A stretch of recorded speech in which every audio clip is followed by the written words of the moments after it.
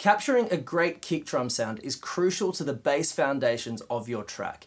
In this video, I'm going to take you through how you can change the microphone position in a few different ways to dramatically alter the resonance, the tone, and the presence of your kick drum. This is the Soundco. My name is Byron. Let's jump into the video.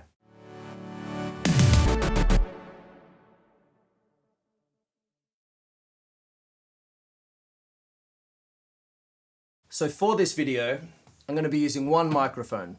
It's the AKG D112, which is pretty well renowned as the industry standard of kick drum microphones. We're going to be putting it in 5 different positions. We're going to be starting on the outside, working our way into the sound hole, and then pushing it a little bit further into the kick drum on each stage. Also, if you're wondering why the heck I've got a microphone stand sticking out of the top of this kick drum, that's because I've got a GoPro inside it, and it's going to help us get a closer look at the position of the microphone inside the drum. Okay, so for our first position, I'm placing the microphone outside of the kick drum. We're about 1.5 inches away from the front of the skin. We're not going into the sound hole just yet, so this is to demonstrate how a kick drum might sound if you didn't have a sound hole.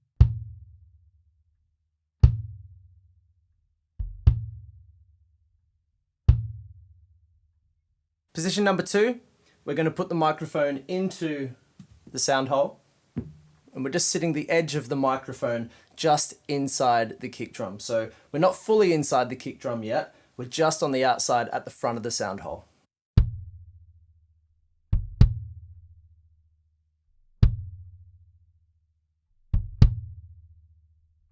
Position number 3, I'm going to put the microphone inside the kick drum. So we're just going to go just inside the sound hole. We're going to point the microphone towards the beater of the kick drum.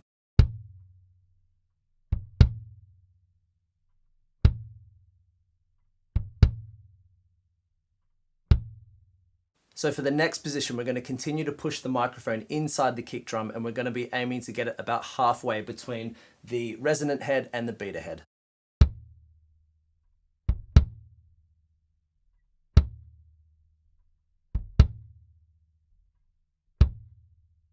And for our last position, we're going to put the microphone really close to the beater head.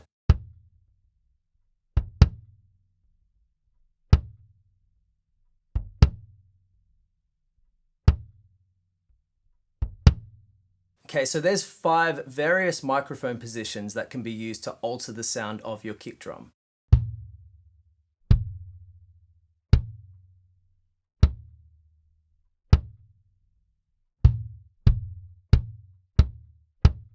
There are a lot of other things other than microphone position that can dramatically affect the sound of your kick drum. The drum itself is something to take into consideration, and also whether that drum sound is going to suit the track that you're working on. Behind me there's a selection of vintage jazz kicks like old school Premiers and Olympic kits, which can be really cool, but they're a little bit more niche, really great for hip hop beats and things like that. But really try to consider the song when selecting a kick drum. It's very important. Another thing to do is to dampen the inside of the kick drum, which helps to shorten the resonance of the tail. As you can see in this kick drum, I've got some foam and a pillow inside it, and if I was to take those things out, it would sound dramatically different. This has been in here for years. It's like the kick drum's vomiting a pillow. Oh my gosh, that's filthy. What else we got in there? Here we go. Okay, there you go. Foam kick liner, been in there for decades. Let's put the microphone back in and see how it sounds with no dampening.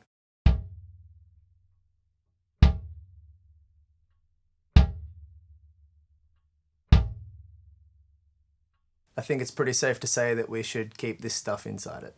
Back we go. It's got like asbestos or something all over it. Also, with dampening the kick drum, I like to put these dampeners right against the beater head. Sweet. Okay, let's just check we've not screwed the sound of this drum up forever. Hey! Okay, so let's analyze some of these sounds that we've captured. Okay, this is the microphone just on the outside of the skin.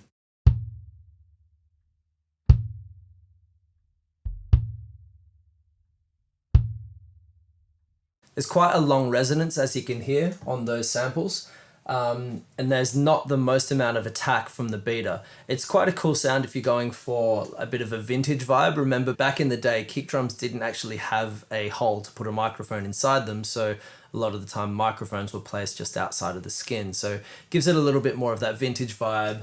You get quite a long resonance on that kick drum sound because your microphone is literally right in front of the resonant head. It is a pretty cool kick drum sound. It's a little bit more niche, but we also have to remember when there's the rest of the kit pieces in play as well, you're going to get a lot more spill out of that microphone position because it's not inside the kick drum. One benefit of having your microphone inside the kick drum is that the drum shell will actually protect that microphone from the rest of the sounds going on around the kit. This next sound is where we put the microphone at the sound hole, but not quite fully inside the drum.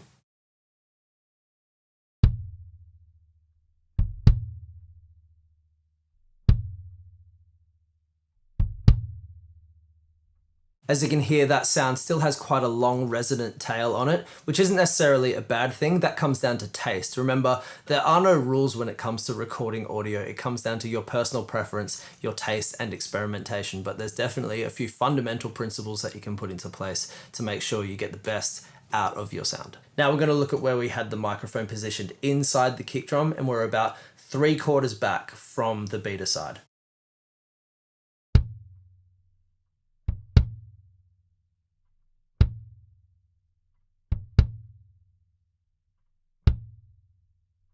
Okay, you can hear that there's a bit of a blend of the resonant sound of the bass and also the attack of the beater in this position. So we're not quite halfway into the kick drum, we're about 3/4 inside the kick drum away from the beater side. So that's a pretty good starting point if you were to be miking up a kick drum. Here's halfway inside the kick drum.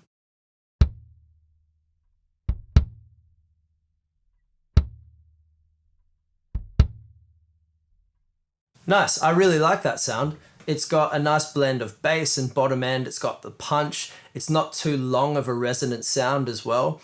And it's got plenty of thwack and smack from that beater sound. Let's jump back and just compare that to the 3/4 back sound compared to halfway.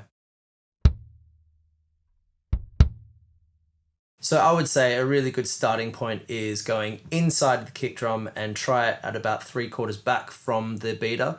And then if you want a little bit more attack, head towards the more halfway point on the kick drum. Okay, and lastly, we have close to the beater head.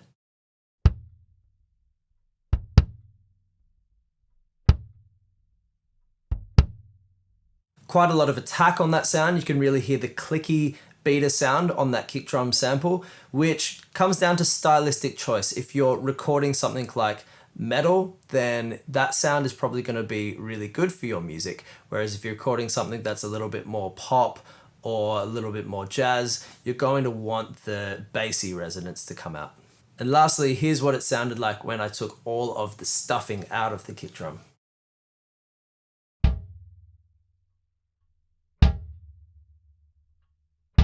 Kind of sounds like the inside of a dustbin or something. Yeah, I wouldn't recommend that as a good sound, personally. Yeah, nah. Dampen your kick drum. Okay, that's it for today. If you've enjoyed this content, give the video a thumbs up and comment down below with what your process is for miking up a kick drum. Make sure you hit the red button and the notification bell, subscribe so you get told when new content like this becomes available. And as always, jump over to our website, thisisthesound.co. Make sure you grab our free drum and synth samples for your music production. In fact, some of the drum samples that you get in the free pack are from this very drum kit, so make sure you get those in your music. Until the next video, keep making great music and we'll see you soon.